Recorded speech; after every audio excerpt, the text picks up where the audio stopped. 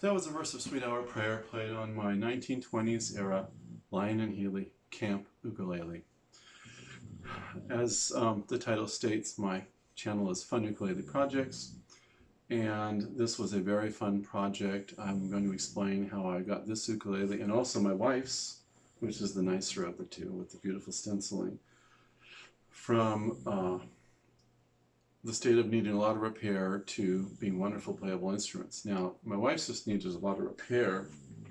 Mine was pretty much ready for the junk heap. It had 8 cracks in the top. I'll put a photo up that will show all of the cracks.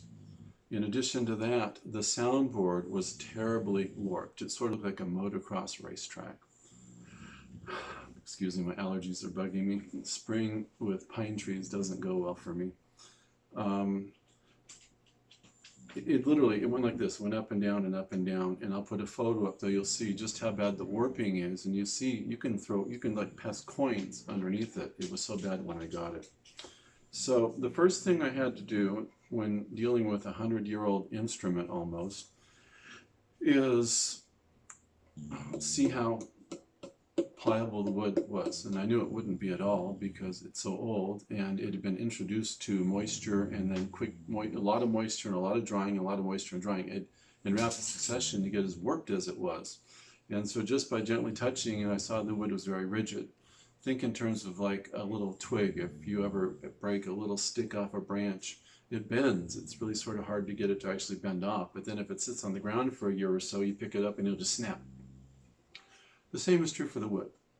So step one for repairing this instrument was to reintroduce moisture to it in a controlled way. And I won't go into all the details how I did everything. This video will take forever. So once I got the wood to where it was pliable again, then I could deal with gluing it back together.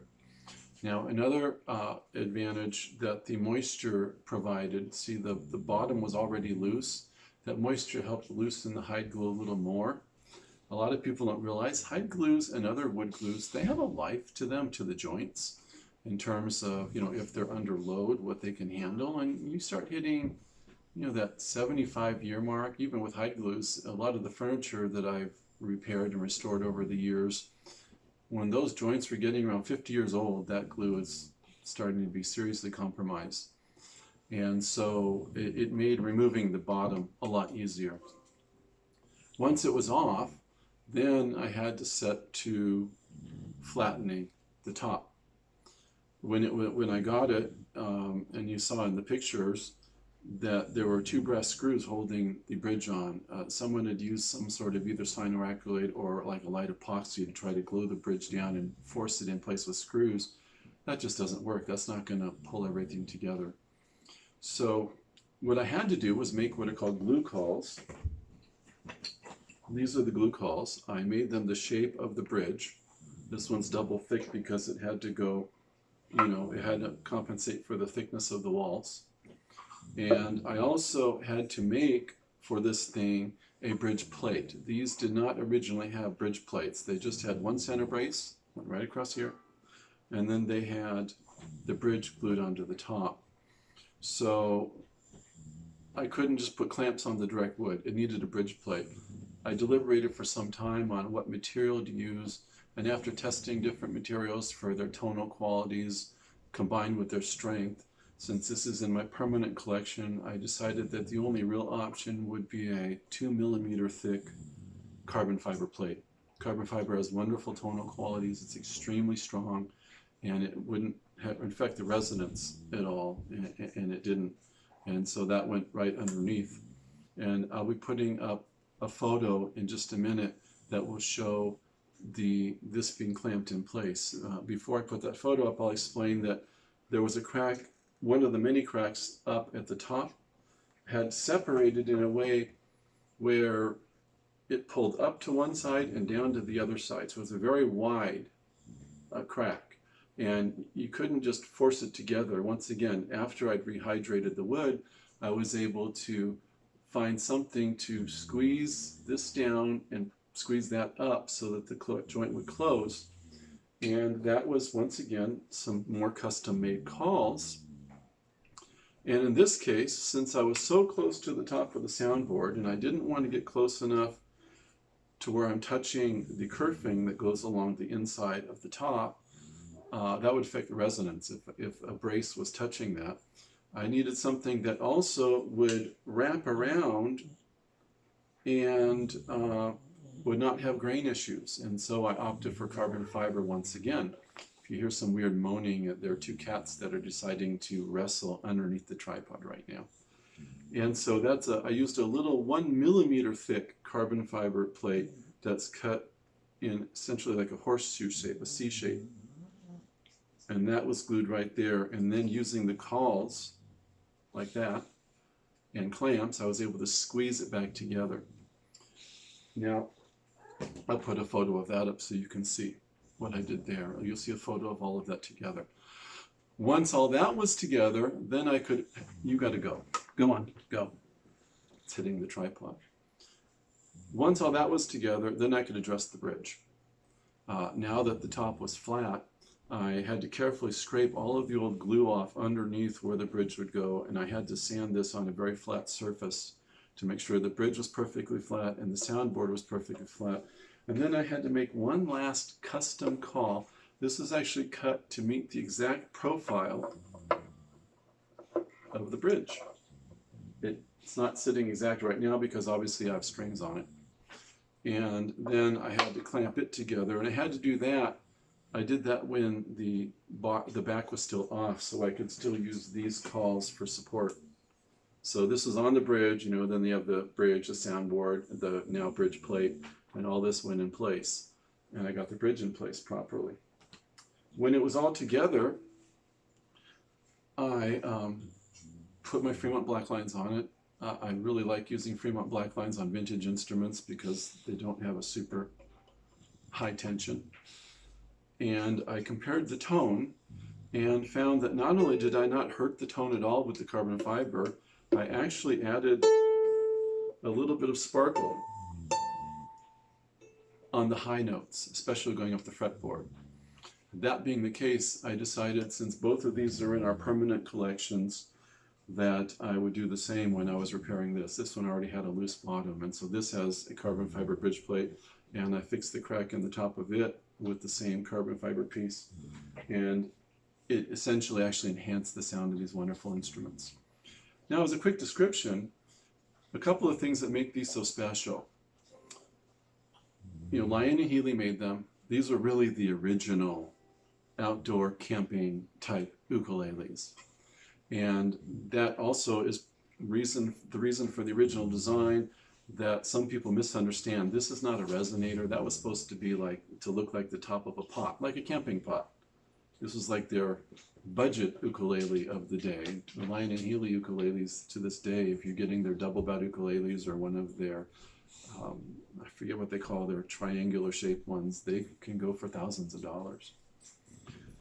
Something that makes this really unique as a soprano is it has 17 frets. You heard that right, 17 frets. So even the space from the nut to the first fret is really short, and it's got a very narrow neck and quite narrow string spacing. But that being the case, it's still, for some reason, for as small as it is, even with as large a hands as I have, it's really pretty easy to play. It's really fun to play. It has a beautiful sound. It has a sound that you just don't get from anything other than a Lyon and Healy Camp ukulele. It was a really fun project.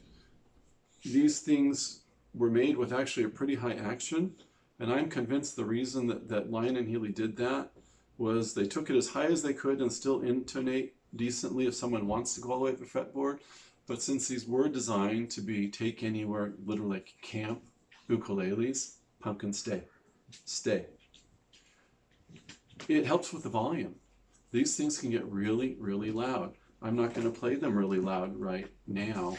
I'll just go through real quickly the normal chords that I do.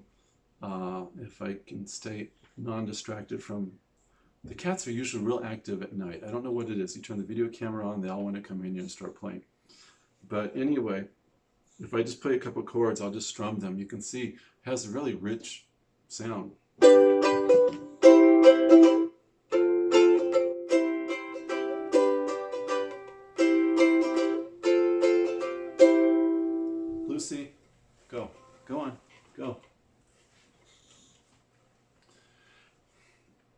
picking these instruments, you know, you can be really soft,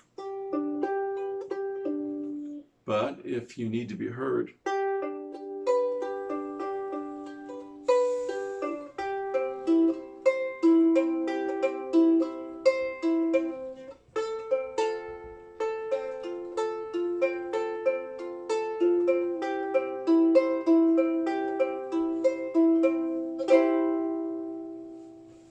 it's amazing the volume these little instruments can put out.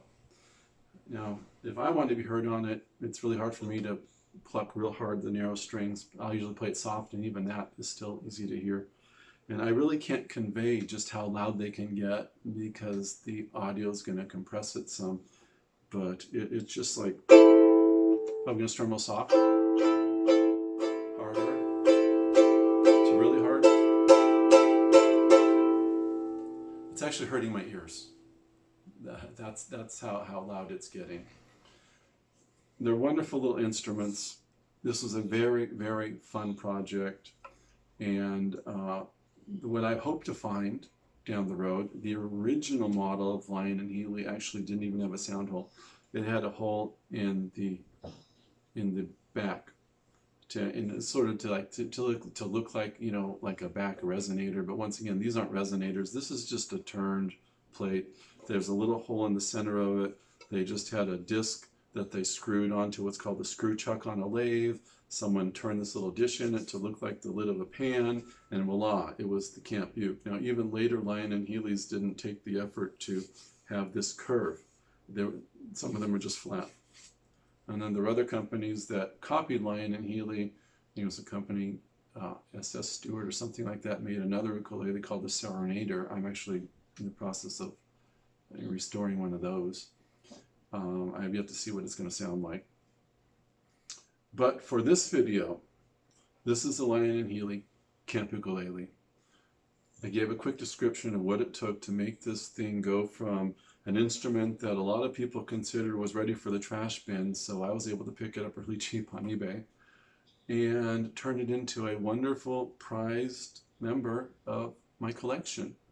I just have this one out here. It basically, similar processes I went through, not as extreme. It was in better condition. It had about 4 or 5 cracks on the top, and the bottom was coming off, but it wasn't really warped. And it had the beautiful stenciling. I wanted to get that for my wife. I put this back together as a Valentine's present for her this year. Thank you for watching. And I keep forgetting to say, I know I have a very, my videos really hit sort of a niche audience, but if you do enjoy the videos, you know, hit like, subscribe, and when I get to 50 subscribers, I'm going to be having a giveaway for the green Fusion ukulele that was in my ukulele comparison. When I get to 250 subscribers, I'm going to be giving away the concert Kala Waterman that was in my description. I have a lot of project ukuleles that I'm working on. Very few of them I'm planning on keeping. I'll either sell them either at a reasonable price on eBay, or I'll give them away in giveaways as my channel grows. Thank you for watching.